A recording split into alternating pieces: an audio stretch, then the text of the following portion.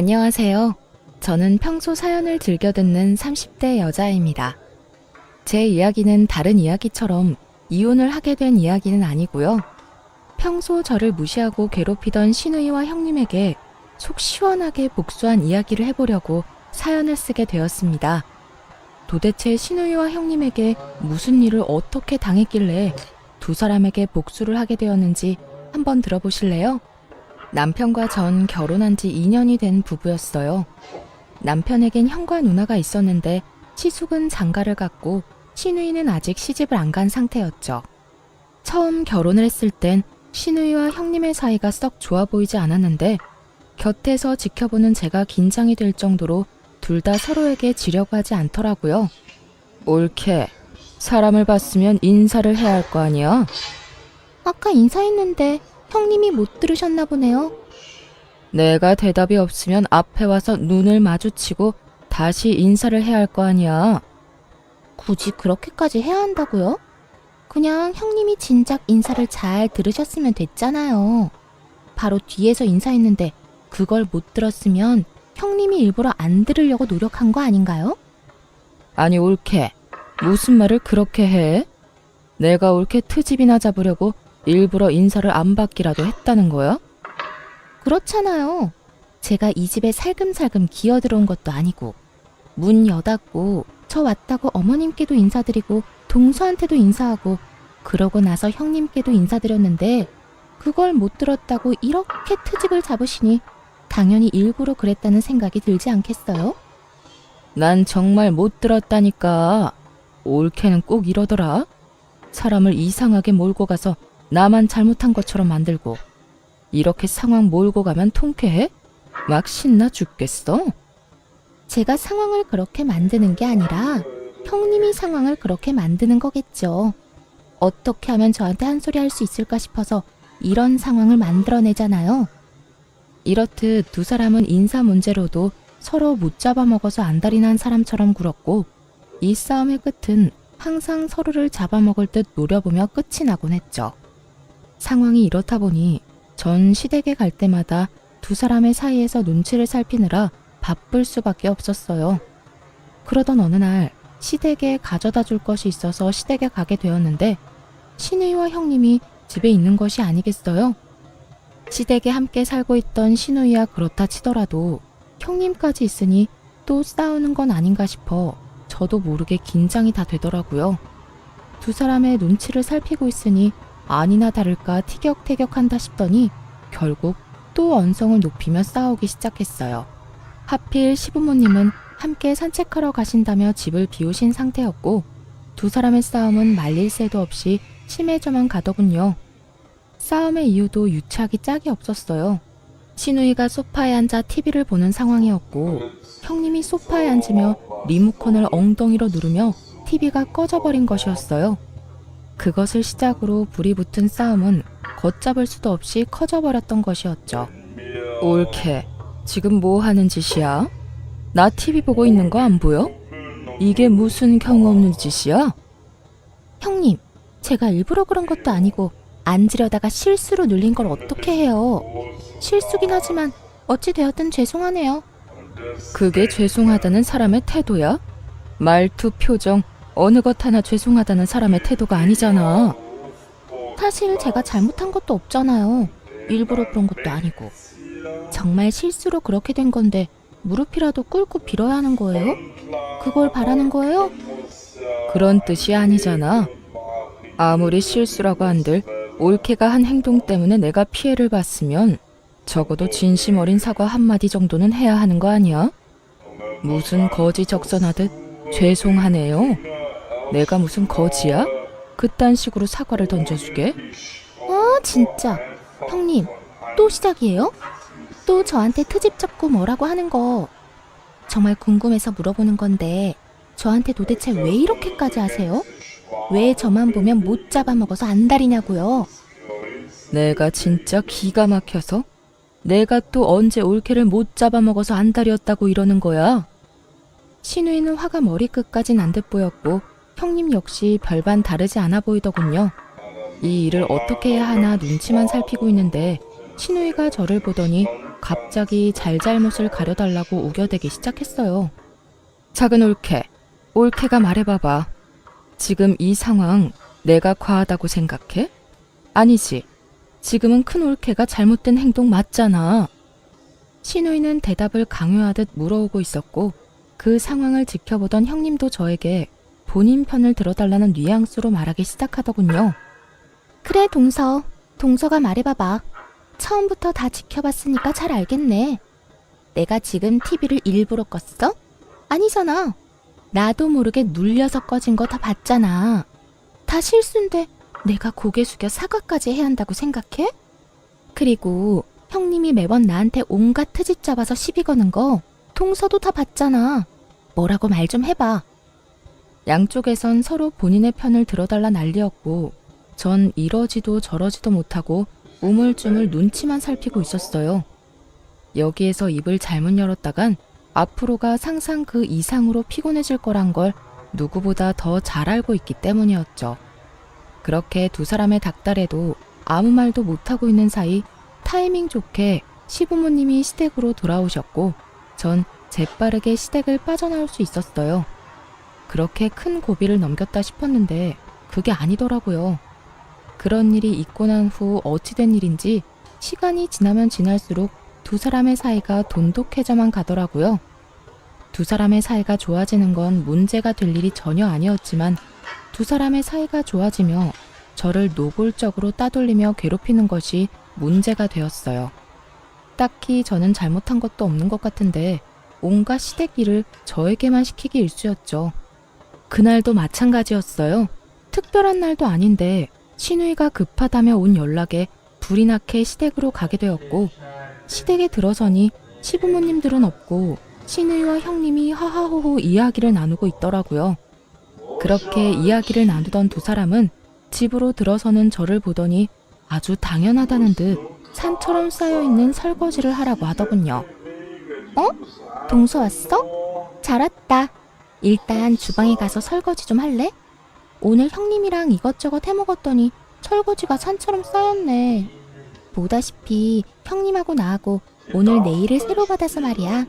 부탁 좀 할게. 그래 올케. 우리 오늘 내일 한다고 큰돈 썼단 말이야. 손톱 위에 올리기도 많이 올려서 괜히 설거지하다가 기껏 올린 액세서리 다 떨어질 수도 있어서 그래. 그러니까 올케가 수고 좀 해. 알겠지? 장단이 잘 맞는 두 사람은 손을 들어 보이며 저에게 설거지를 하라고 하더군요. 전 너무 어이가 없어 그런 두 사람을 보며 이렇게 말했어요. 지금 저한테 설거지나 하라고 급하게 오라고 한 거였어요? 두 사람이 내일 한 건 알겠는데 왜 제가 이 설거지를 해야 해요? 여긴 제 집도 아니고 저것도 제가 먹고 치운 접시도 아닌데요. 전 어느 정도 화가 올라온 상태였고 그랬기에 제 말투도 곱게 나가진 않았죠. 하지만 두 사람은 제가 기분이 나쁘든 말든 상관도 없다는 듯 코웃음을 치며 더욱 가관인 말을 뱉어내기 시작하더군요. 올케, 일도 안 하고 집에서 놀기만 하면 살만 찐다. 그렇게 되면 내 동생이 올케를 지금처럼 사랑해 주겠어? 이게 다 올케 생각해서 하라는 거야. 운동도 되고 얼마나 좋아? 그래, 동서. 내가 아버님, 어머님 오시면 동서가 와서 설거지 다 해줬다고 꼭 말할게. 그러면 점수도 딸 수 있잖아. 여러모로 다 동서한테 좋은 일인데 왜 그렇게 화를 내고 그래? 그리고 보다시피 우리가 네일을 받아서 하고 싶어도 못하는 상황이라니까. 기가 막히고 코가 막히는 노릇이었죠. 저만 집에서 노는 것이 아니라 형님도 결혼을 하며 집에서 놀고 있었고 신우이 역시 얼마 전 회사를 때려치우고 시댁에 얹혀 살며 놀고 있으면서 저에게 저딴 말이나 하고 있으니 그저 열불이 나는 상황이었죠. 보란듯이 반짝이는 손가락을 흔들어대는 두 사람을 보며 면전에다 침이라도 한껏 뱉어주고 싶은 심정이었어요. 누군 네일을 안 해본 것도 아니고 붙인 것이 많아 신경이 쓰이면 고무장갑을 끼면 되는 일 아닌가요? 더는 참고 인내하며 사이좋게 지낼 마음이 사라져버렸고 그대로 주방에서 고무장갑을 가지고 와 두 사람에게 한 짝씩 나누어주며 이렇게 말했습니다. 그렇게 네일한 게 신경 쓰이면 이 고무장갑 한 짝씩 끼고 사이좋게 하세요. 그러면 다 해결되지 않겠어요? 뭐야? 옳게. 지금 손윗 사람한테 이게 뭐 하는 짓이야?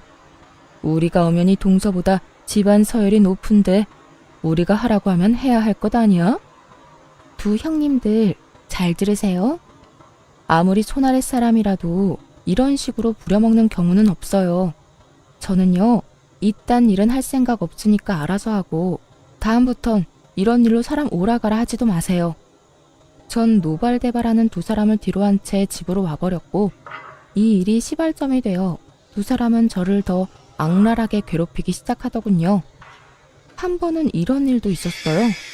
당시 전 자전거를 타고 다녔는데 시댁에 끌고 갔던 제 자전거 바퀴에 시누이와 형님이 구멍을 내다 들키는 일도 있었어요. 그걸 발견한 저는 남편을 불러다 모든 사실을 말하며 화를 냈고 남편은 그 자리에서 시누이와 형님께 화를 내는 일도 있었죠. 누나, 이게 다 무슨 짓이야? 이게 얼마나 위험한 짓인 줄 몰라서 그래? 형수님도 그래요. 이게 다 무슨 짓이에요? 요즘 초등학생도 이렇게는 안 해요. 이러다 사고라도 나면 어쩌려고 이런 거예요? 서방님, 아니에요. 저희는 아무 짓도 안 했다고요. 그저 바퀴에 바람이 빠진 것 같길래 그냥 살펴보던 중이었다고요. 그래, 우리 억울해. 우리가 미쳤다고 그런 짓을 하겠어? 큰올케 말대로 우린 그저 바퀴에 바람이 빠진 것 같아서 살펴보고 있었던 것뿐이라고. 두 사람은 제가 봤는데도 불구하고 절대 아니라며 발뺌하기 바빴고 제가 본 것을 증명할 일이 없었기에 남편은 다시 이런 짓을 한다면 가만두지 않겠다며 확실하게 못 받고 이 일을 넘겨버렸죠. 진짜 이번엔 그냥 넘어가는데 다시 한번 이러면 나 가만히 안 있어. 누나고 형수님이고 가만두지 않을 거라고. 그러니까 앞으로는 우리 집사람 괴롭히지 마. 저 역시 화는 났지만 그 짧은 순간에 송곳은 어디로 치워버렸는지 보이지도 않아 그냥 넘기게 되었습니다. 그 뒤로도 두 사람은 저를 못 잡아먹어서 안달이었고 여러 일들이 일어나는 가운데 그 두 사람이 결정적으로 가까워진 이유를 알게 되었어요. 그 이유는 앞전에 두 사람이 심하게 싸운 날 제가 누구의 편도 들지 않고 그 자리를 빠져나간 것을 얄밉게 생각한 형님이 노처녀 시누이에게 남자를 소개시켜주며 시누이와 가까워졌던 것이었어요. 그렇게 가까워진 두 사람은 제 욕을 하며 사이가 더욱 돈독해진 것이었죠. 거기에다 시누이에게 형님 친정 부모님의 회사에 낙하산으로 취직 자리까지 알아봐준다고 하는 바람에 시누이는 그저 형님 바라기가 되었던 상황이 돼버린 것이었어요. 당시 저희 부모님도 사업을 하고 있었던 터라 가만히 있던 저와 더 비교가 돼버리며 그 괴롭힘은 정말 더욱 치사해지더군요. 그러던 어느 날 시누이가 결국 형님의 친정 회사에 입사를 하게 되었다는 소식과 함께 형님 역시 그 회사에 일을 하게 되었다는 소식을 듣게 되었어요. 그 후 두 사람은 돈 버는 유세를 다른 사람도 아닌 저에게 부리기 시작하더군요. 옳게. 옳게는 나이도 젊은데 언제까지 집에서 쉴 거야? 옳게도 친정에 부탁 좀 해서 일이라도 해. 옳게 친정 회사는 정은이네처럼 크게 운영하는 건 아닌가 봐. 정은이네 회사는 직원이 20명 가까이 되는 것 같던데. 에이, 형님. 저희 아빠 회사도 큰 편 아니에요. 직원 수도 많지도 않고요. 그저 회사가 튼튼해서 망할 리 없다는 게 장점이죠. 자고 일어나면 줄줄이 망하는 요즘 같은 때 그 정도면 대단한 거지. 그렇지 않아, 옳게? 아, 네? 네, 그렇네요.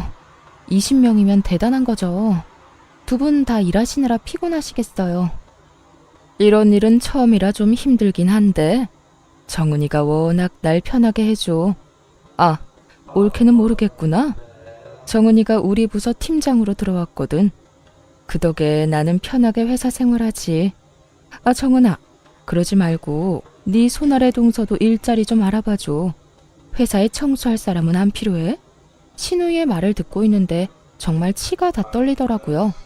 청소부라는 일을 무시하는 것이 아니라 신우이가 말하는 투가 딱 저를 한껏 무시하는 것이 느껴져 정말 참을 수가 없었어요. 그리고 끝없이 시덕거리며 말하던 신우이에게 형님의 대답은 더욱더 가관이었죠. 딱히 필요 없긴 한데 동서가 워낙 청소를 잘하니까 없는 자리라도 만들어 볼까 봐요. 저런 인재가 또 없을 텐데 제가 힘 좀 써서 입사시켜야 하지 않을까요? 역시 우리 큰 올케는 능력도 좋은데 마음도 넓다니까. 작은 올케는 큰 올케 때문에 아무 능력도 없는데 취업까지 하게 생겼네. 고맙게 여겨. 아무리 가족이라도 막 취업시켜주고 이런 거 힘든 거 알지? 이렇게 두 사람은 저를 대놓고 비웃으며 비아냥거리고 있었고 전 머리끝까지 화가 치솟아오르며 결심하게 되었어요.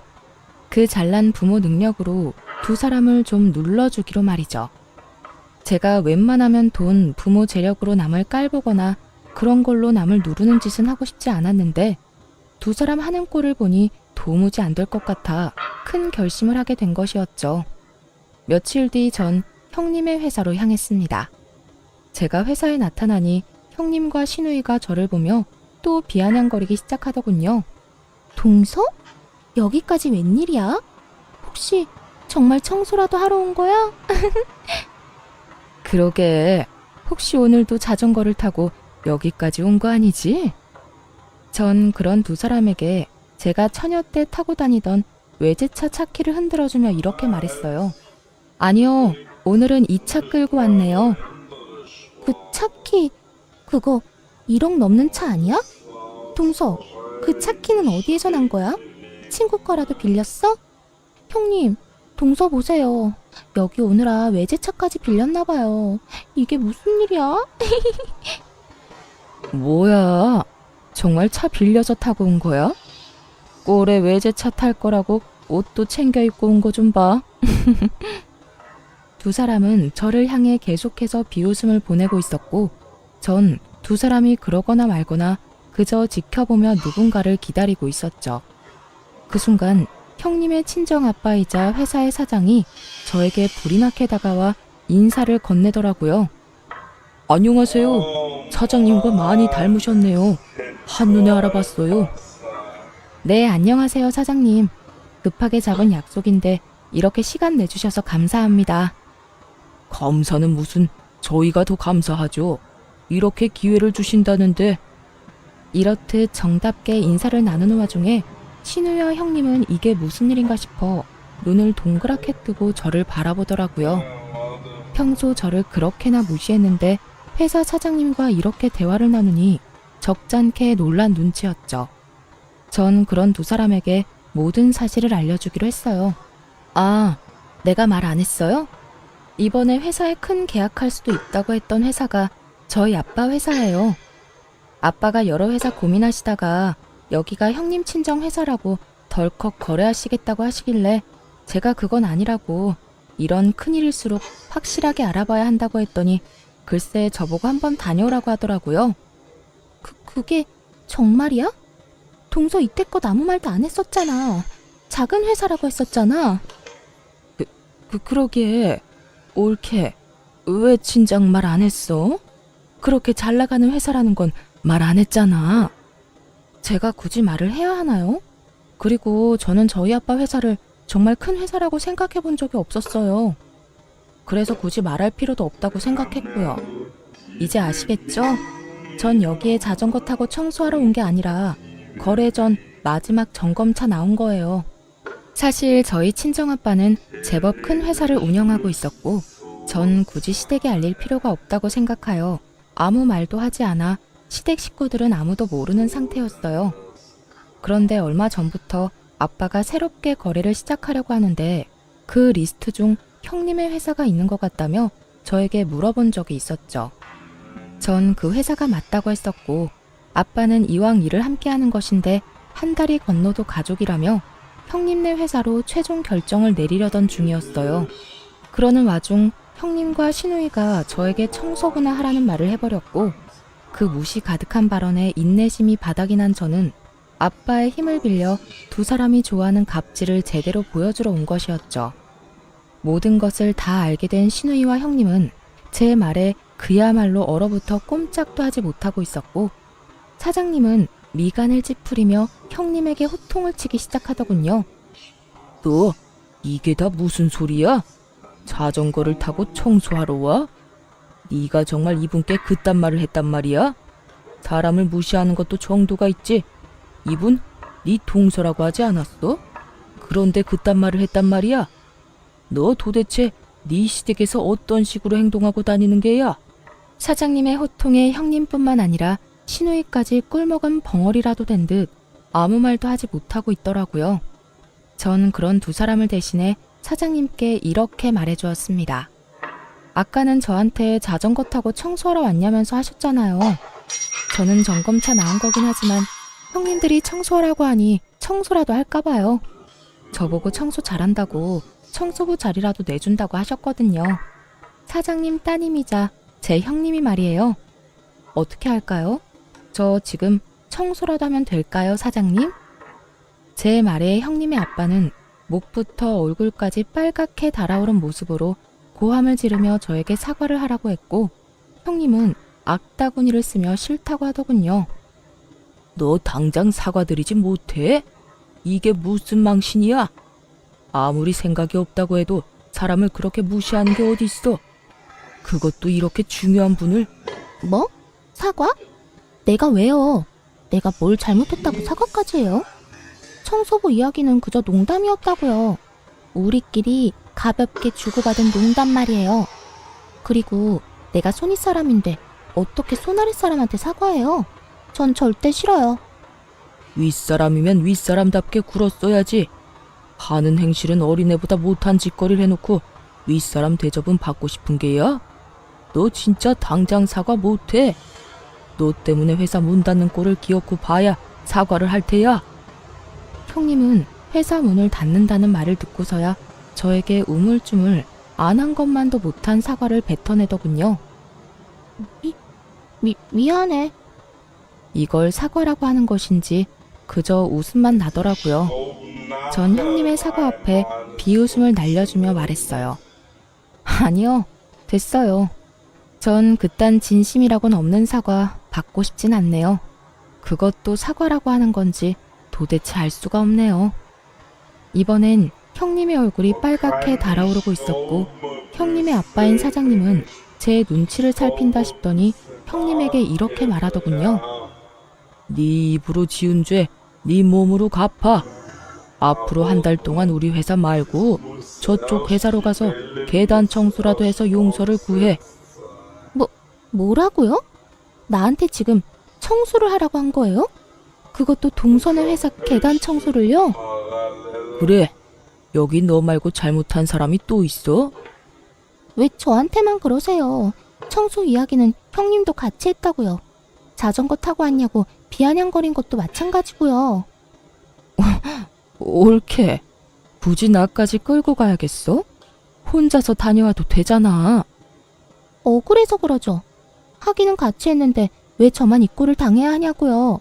형님도 같이 가서 같이 계단 청소해요. 옳게. 정말 이럴 거야? 왜요?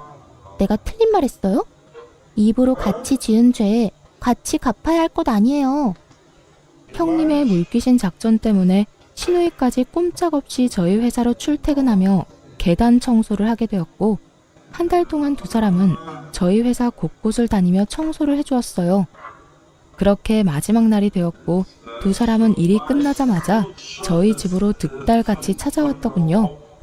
두 사람은 오는 길에 싸우기라도 한 듯 사이가 좋지 않아 보였는데 저희 집에 들어오면서도 싸우고 있더라고요. 옳게. 진짜 너무하는 거 알아? 어차피 피할 수 없는 청소 혼자 했으면 됐지. 꼭 거기에서 나까지 끌어들여야 했어. 이게 뭐야? 온몸에 땀 냄새에 손에 주부습진 오기 직전이라고. 내가 뭐 틀린 말 했어요? 형님도 동서 괴롭힌 거 맞잖아요.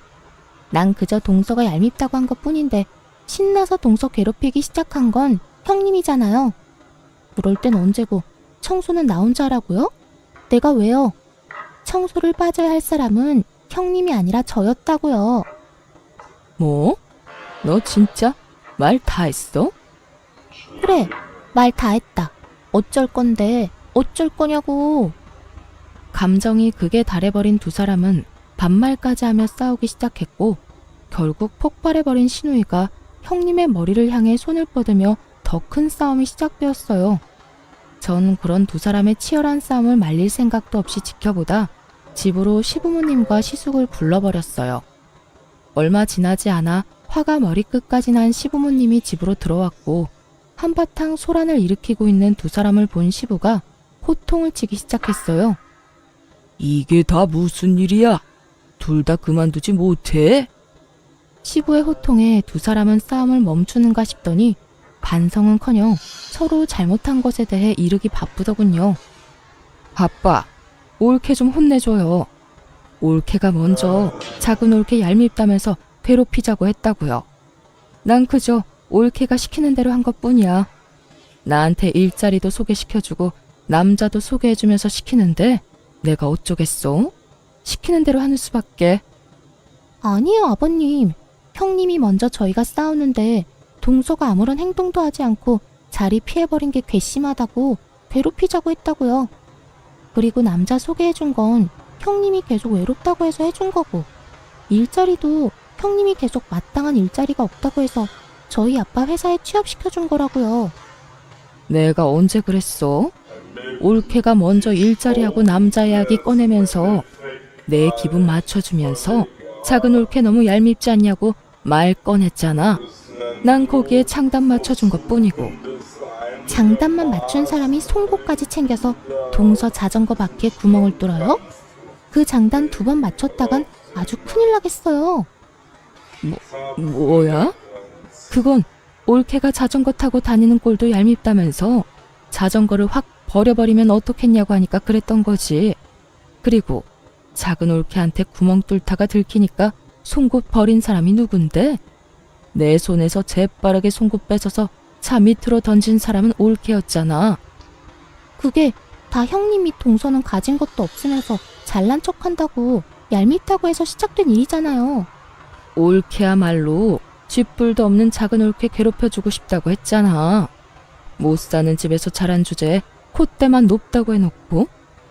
두 사람은 서로의 잘못을 이르는 것에 정신이 팔려 자신들이 한 짓을 스스로 고하고 있었고, 때마침 도착한 시숙이 심각한 얼굴로 이 모든 것을 듣고 있었죠. 시숙과 시부모님의 낯빛은 실시간으로 어두워지고 있었고, 이러한 사실을 전혀 알지 못하는 두 사람은 마주보고 서로 얼굴에 침 뱉기를 이어가고 있더군요. 차마 눈 뜨고는 보기 힘들 광경에 시부는 다시 호통을 치기 시작했어요. 그만하지 못해? 얼마나 더 못난 꼴을 보일 작정이야? 너희 잘못은 너희가 다 말해서 잘 알겠고, 말하는 꼴을 보니 스스로도 잘 알고 있는 것 같구나. 그만큼 잘못을 했으면서도 여기 와서 이딴 꼴이나 보이고 있으니. 아빠, 그게 아니라요. 전 진짜 잘못이 없다고요. 아버님, 저도 잘못한 거 없어요. 이게 다 형님 때문이라고요. 둘 다 그 입 다물지 못해? 조용하고 당장 무릎 꿇고 빌어. 얼른! 시부는 결국 두 사람에게 무릎을 꿇고 빌라고 했고, 두 사람은 여전히 반성이란 모르는 사람처럼 왜 그렇게까지 해야 하냐고 따지고 들더군요. 싫어요. 내가 왜 무릎까지 꿇어요? 내가 뭘 잘못했다고. 그래요, 아버님. 저희 반성의 의미로 오늘까지 동선의 회사에 청소까지 해주고 왔다고요. 그런데 무릎까지 꿇으라고요? 싫어요. 아직도 이유를 모른다 이 말인 거지? 그래, 좋다. 큰 며느리는 네 남편이 알아서 할 테니 나는 더는 입댈 것도 없을 것 같고, 너는 오늘부터 집에서 나가거라. 난 너같이 생각도 없고 반성도 할 줄 모르는 딸은 필요 없다. 시부는 반성이란 모르는 시누이에게 집에서 나가라고 선포해버렸고, 시누이는 이런 시부의 말을 받아들일 수 없다는 듯 시부에게 대들기 시작했어요. 내가 왜 나가야 하는데요? 아빠는 왜 맨날 내 편을 안 들고 작은 올케 편 만들어요? 내가 다 아니라고 하잖아. 다 큰 올케가 시켜서 그런 거라고 하잖아. 그렇다고 한들 네 잘못이 아닌 게 돼? 누가 시키든 그런 행동은 안 했어야지. 남의 자전거에 송곳으로 구멍 뚫는 것도 모자라 말로 상처 주기까지 했다고? 얄미워서 괴롭혔다고? 그게 윗사람으로서 할 짓이야? 넌 아무리 봐도 반성이란 모르는 것 같으니 네 잘못을 뉘우치기 전까진 집에 오지도 마. 이제부터 너에 대한 지원도 다 끊을 게다. 시부는 화를 내며 집을 나가버렸고 그 뒤를 따라 시모 역시 가버리더군요. 그렇게 가버리고 나니 시부모님 뒤에 서 있던 시숙이 모습이 드러났어요. 시숙의 잔뜩 화가 난 모습이 보이자 형님은 눈을 동그랗게 뜨고 그저 시숙을 바라보고만 있더라고요. 그런 형님의 모습에 치가 떨린다는 듯 시숙은 한숨을 크게 내쉬더니 이렇게 말했어요. 잘못한 것이 없어? 누나가 더 잘못했다고? 내가 듣기엔 두 사람 다 도토리 키재기 하는 것 같은데. 여보, 다 들었어?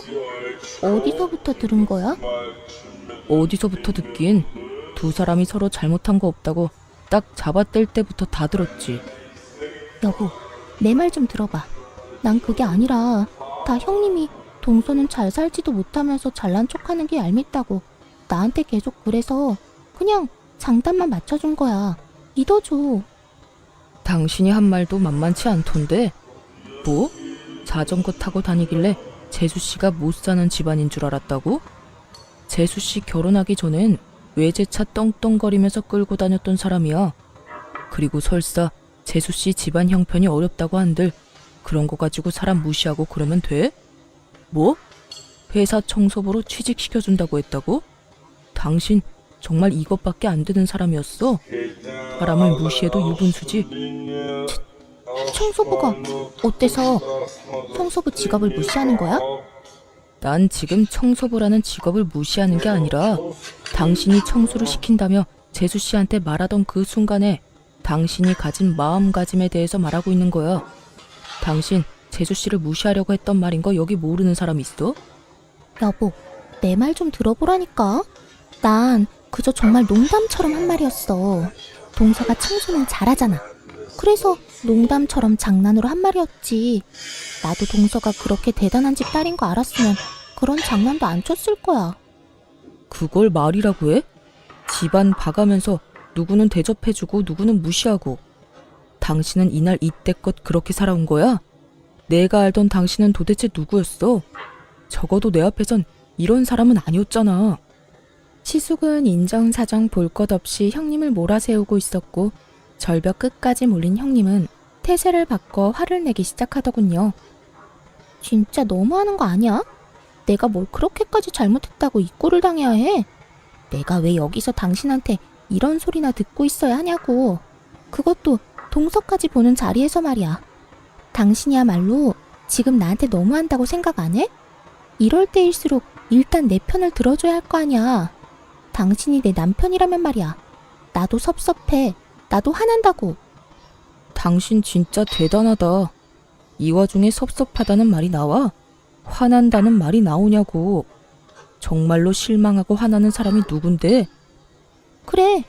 내가 다 잘못했고 내가 다 주도해서 동서 괴롭혔어. 이제 됐어? 이제 됐냐고. 내가 그냥 이혼하고 말지. 여기서 이게 무슨 꼴이야? 그냥 나 당신이랑 이혼할게. 그러면 됐지? 형님은 결국 본인 입으로 이혼 이야기를 꺼낸다 싶더니 이런 말까지 해대기 시작하더군요. 차라리 잘 됐어. 생각보다 아빠 회사 일이 적성에도 맞던데 이혼하고 일만 하면서 살지 뭐. 아빠가 월급도 넉넉하게 줄 거니까 깨끗하게 이혼하고 그 돈이나 펑펑 쓰면서 살면 되겠네. 그래, 차라리 잘 됐다. 너 따위가 내 아이의 엄마가 될 수도 있다고 상상하니 끔찍할 지경이니까 임신이라도 되기 전에 얼른 깔끔하게 이혼하자. 그래, 나도 바라던 바야. 그러면 협의 이혼하는 걸로 알고 가볼게. 더는 이딴 곳에 있고 싶지도 않으니까. 그렇게 형님의 이혼을 확정하며 나가려는 순간 전 형님의 뒤통수에 대고 이렇게 말해주었습니다. 아 형님, 그러면 이제 가족도 뭣도 아닌데 계약은 없던 일로 할게요. 애초에 형님 회사랑 계약하려고 했던 가장 큰 이유가 가족이기 때문이었거든요. 그런데 이제 이혼한다고 스스로 말했으니 계약 진행할 필요가 없어졌잖아요. 그 순간 형님은 움찔하는가 싶더니 저를 보며 이렇게 말하더라고요. 마음대로 해봐 어디. 동선에 도움 없어도 우리 회사 잘 먹고 잘 살 수 있거든? 누구네 회사 손해가 더 큰지 어디 한번 지켜보자고. 형님은 끝까지 큰 소리를 떵떵 치며 자리를 떠나버렸고 그제야 상황의 심각성을 깨달은 신우이가 제 앞에 무릎을 꿇고 앉아 빌기 시작하더군요. 그런데 손이 발이 되게 빌면서도 뻔뻔함은 절대 잃지 못하는 신우였어요. 올케, 큰 올케도 저렇게 이혼해버리면 나 또 백수돼. 그러면 난 언제 돈 모아서 언제 시집가? 그러니까 이왕 이렇게 된 김에 나 올케네 회사에 취업 좀 시켜줘. 뭐라고요? 지금 저한테 취업을 시켜달라고 했어요? 여기 나 취업시켜줄 수 있는 사람이 올케 말고 또 있어? 그러지 말고 나 취업 좀 시켜줘. 말이야 바른 말이라고. 올케가 나랑 큰 올케한테 갑질하는 바람에 오늘 이런 일이 다 일어난 거 아니야. 지금 일어나는 모든 일에 큰 올케랑 내 잘못도 있지만 작은 올케 잘못도 있다는 그 말이지. 그러니까 나 취업 좀 시켜줘. 보아하니 친정 회사도 엄청나게 잘 나가던데 내 자리 하나쯤 알아봐주는 거 일도 아니잖아. 나 집에서도 쫓겨나고 일자리마저 없으면 진짜 오갈 데도 없다고. 내가 갑질하게 만든 사람이 누군데 이제 와서 누구 탓을 하는지 모르겠네. 형님, 기억 안 나요? 형님들이 짝짝꿍이 맞아서 저를 틈만 나면 괴롭혔던 거. 형님 같으면 나한테 그딴 짓이나 한 사람을 취업시켜주고 싶겠어요? 제발 정신 좀 차리세요. 그 정신머리로 어디 취업이나 하겠어요? 형님, 그렇게 살면 시집도 못 가요. 혹시나 가더라도 금방 이혼당한다고요. 전 정신이 나가버린 것 같은 신우이에게 그간 신우가 저에게 했던 행실들을 말해주며 단호하게 한 소리 해주었고 제 말에 기분이 상해버린 신우이는 자리에서 벌떡 일어나더니 삿대질까지 해대며 화를 내기 시작하더군요. 뭐야? 너 지금 말 다 했어? 잘난 거 하나 없는 게 부모 하나 잘난 거 믿고 큰 소리 치는 꼴이라니. 내가 진짜 뭐 취업을 못해서 너한테 이러고 있는 줄 알아? 나도 마음만 먹으면 취업할 수 있거든. 하여튼 두 올케 하는 꼴이 아주 가관이네 가관이야. 신우이는 말도 안 되는 말을 바른 말이라고 하며 짓거리고 있었고 그런 신우이의 한마디 한마디가 다 골이 아픈 시숙이 신우이를 끌고 집으로 돌아가 버리더군요. 그렇게 한 차례 폭풍이 지나가고 난 후 전 제가 말한 대로 아빠와 상의해 계약을 없던 일로 해버렸어요.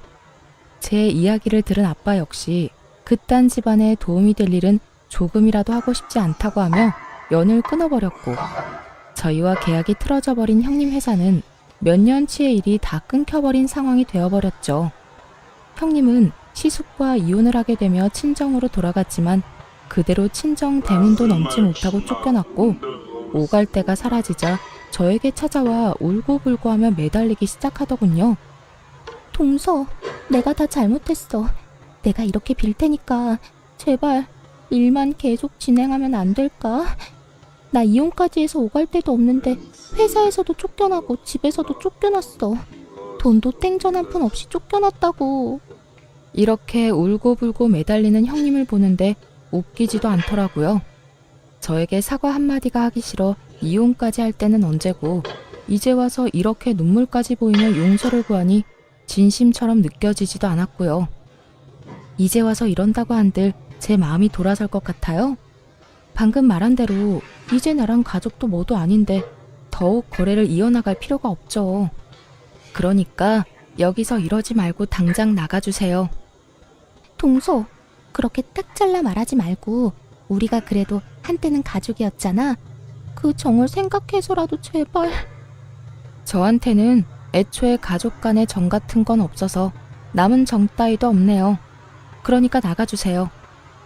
형님은 이러한 제 말에도 꿈쩍도 하지 않고 계속 눈물을 흘리며 빌고 있었고 그런 형님의 모습에 참고 또 참던 남편이 폭발해 한마디 하기 시작했어요. 내가 웬만하면 집사람이 아무 말도 하지 말라고 해서 참으려고 했는데 도저히 참을 수가 없네요. 그쪽이 내 와이프한테 한 짓이 있는데 이제 와서 이런다고 뭐가 달라집니까? 양심이란 게 없어요?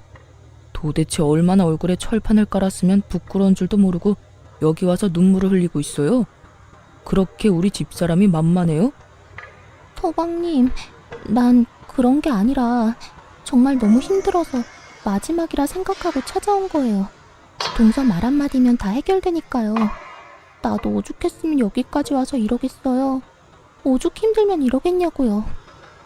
그러니까 문제라는 거예요. 진심으로 반성해서 찾아왔다고 해도 욕이 나오려고 하는데 본인 힘들다고 부탁이나 하려고 찾아왔다고요? 참나 기가 막히네요 정말. 내가 경고하는데 다신 찾아오지 마세요. 다시 찾아오면 내가 진짜 가만히 있지 않을 겁니다. 서방님, 저 진짜 반성도 하고 있어요. 정말이라고요. 그러니까 동서 좀 설득해 주세요. 누구 보고 계속 서방님이라고 하는 겁니까? 이제 우리 아무 사이도 아닌 거 잊었어요? 이 자리에서 이혼하자고 큰소리친 사람이 그걸 잊었을 리 없을 텐데요. 어찌되었든 당장 나가주세요. 경찰 부르기 전에 나가라고요. 남편은 형님에게 호통을 치며 매몰차게 쫓아내버렸고 그 후론 더는 찾아오는 일은 없었어요. 그리고 남은 한 사람, 신우이 역시 쫓겨난 건 매 한 가지였습니다.